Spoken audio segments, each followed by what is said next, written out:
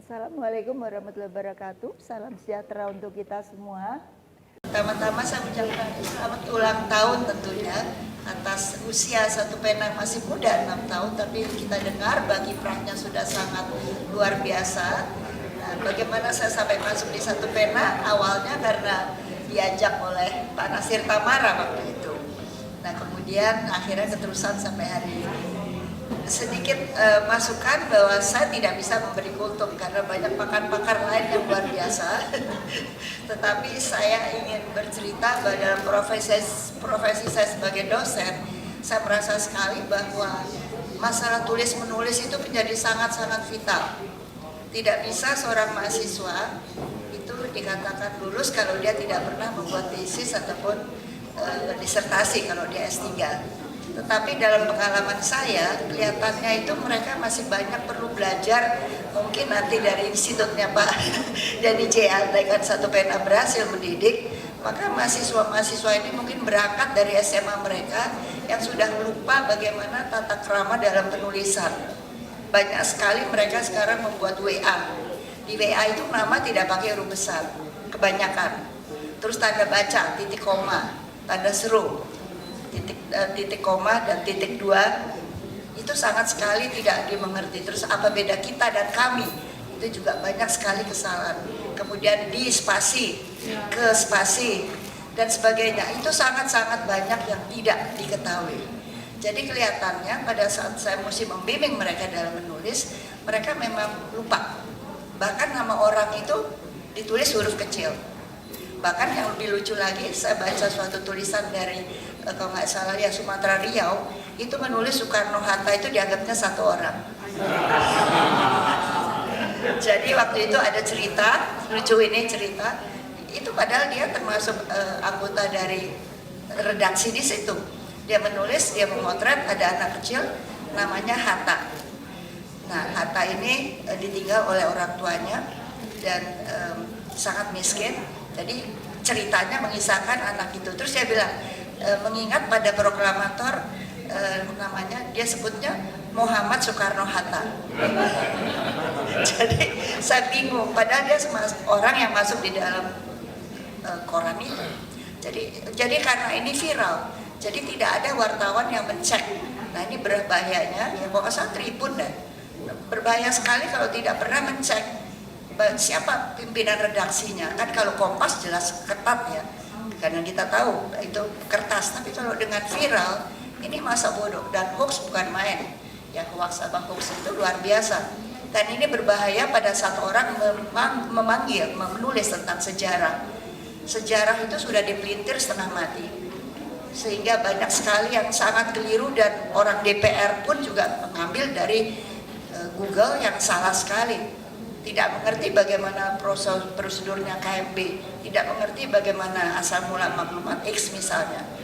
Nah, ini sangat sekali liar jadinya, dan ini berbahaya sekali untuk pendidikan sejarah. Jadi saya tidak mengerti Kementerian Luar Negeri waktu itu pernah akan membuat suatu pendidikan khusus ya waktu itu yang untuk supaya belajar bisa menulis.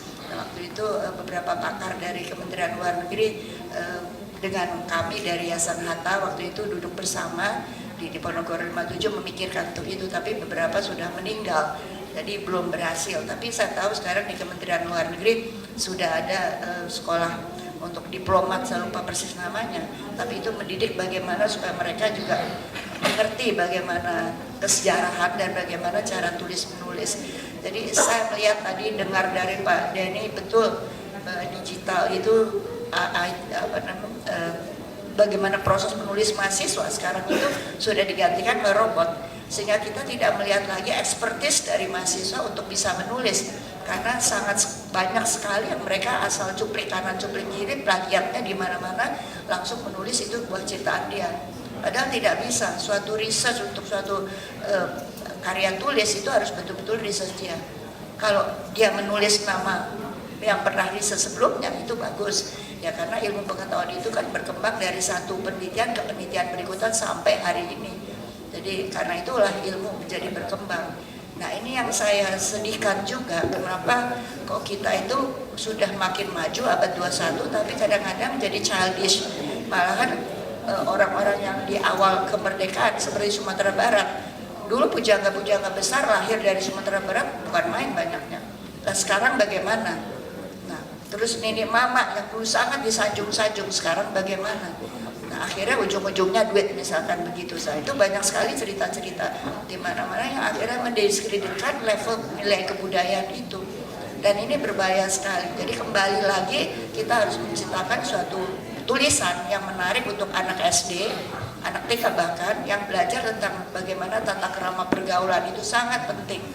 Jarang sekali saya menerima, saya kadang memberikan orang, jarang sekali mengucapkan terima kasih, jarang sekali mengucapkan selamat pagi, selamat siang. Ini bukan hanya di kalangan rendah, kadang-kadang profesor pun juga lupa. Begitu. Mungkin karena sibuk ya, tetapi itu yang harus ditanamkan dari lahir. Dan tidak bisa Anda mau kaya raya, Pak, Anda miskin jelata, tapi budaya tata krama itu adalah bagian dari agama dan itu harus wajib hukumnya agama apapun. Nah ini jadinya kelihatannya di dalam masalah tulis menulis ini juga harus ada buku-buku tentang tata krama, buku-buku tentang bagaimana menerbitkan literasi mulai dengan penulisan yang baik dan benar. Ya, ejaan yang disempurnakan sudah berubah lagi sejak September tahun lalu. Tapi ini mesti diketahui oleh anak-anak baru, nah terutama milenial. Nah jadi saya berharap sekali bahwa janganlah kita sekarang membiasakan menulis di WA nama orang dengan huruf kecil. Itu tidak pantas ya, karena nama itu mau nama gedung, mau nama agama, mau nama orang, mau nama apa, itu tetap harus nama orang. Pak Denny JA, jangan D-nya kecil, J-nya kecil, A-nya kecil, tidak boleh. Bukan karena saya kenal beliau ya, tapi itu kewajiban.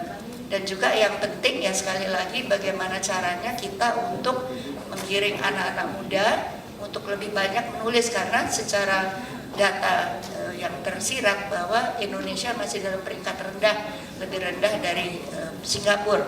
Bahkan kita bersaing dari Vietnam. Vietnam banyak sekali penulis-penulis yang udah bagus. Kenapa kita masih rendah? Lama-lama kita di bawah Timur kan mengecewakan sekali.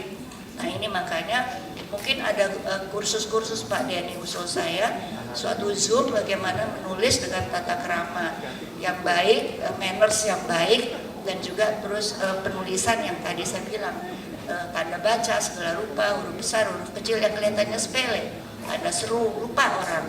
Sehingga kadang-kadang menulis itu, mahasiswa pun 7 baris itu tidak ada titik komanya. Bingung saya bacanya bagaimana ini. Bahkan itu pada level pejabat. Saya sampai geleng kepala, ini saya mengerti subjek predikatnya di mana. Ya kebetulan saya di Santa Ursula waktu saya kecil ya, dan itu memang guru saya orang Jawa itu luar biasa, bagus sekali ibu guru itu mengajarkan. Nah kenapa kok itu tidak ada sekarang? Sehingga kadang-kadang untuk membaca suatu tulisan saya bingung, ini apa sih pangkal ceritanya, muter kemana-mana. Nah ini mungkin yang harus diajarkan, metodologi research. Karena saya dosen, saya selalu menekankan mahasiswa saya harus buat di pustaka yang baik, harus membuat bagaimana dependent variable kalau ada definisi operasional, kemudian bagaimana membuat tahapan-tahapan dari penulisan supaya baik dan benar, supaya betul ada kajian kepustakaannya yang benar. Nah hal-hal ini kelihatannya banyak yang tidak diketahui orang. Nah, saya salut kepada teman-teman yang menulis sampai di atas 200 buku, luar biasa. Tadi saya dapat dari Bu Pipit, luar biasa bukunya. Dan saya salut, saya biasanya tidak menulis novel karena saya tidak pernah buat novel, tapi saya bikin textbook dan ada beberapa di Gramedia. Ya. Dan juga saya kebetulan alhamdulillah menulis buku dengan teman-teman internasional dan itu masuk di WHO dan sampai hari ini tetap dipakai untuk seluruh dunia, khususnya karena bidang saya itu adalah developing medical records manual for developing countries, itu ada di situ. Kalau ke Jenewa mahal, tapi kalau dengan di Google itu download bisa gratis. Nah saya kira itu saja, terima kasih dan saya mohon supaya Indonesia makin maju literasi berkat satu pena.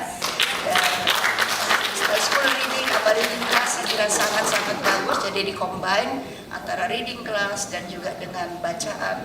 Dan mulailah para penulis-penulis tentang tata krama pergaulan, terutama karena kita lihat anak-anak sekarang pergaulannya Masya Allah, mulai dari TK dengan SMP sampai SMA.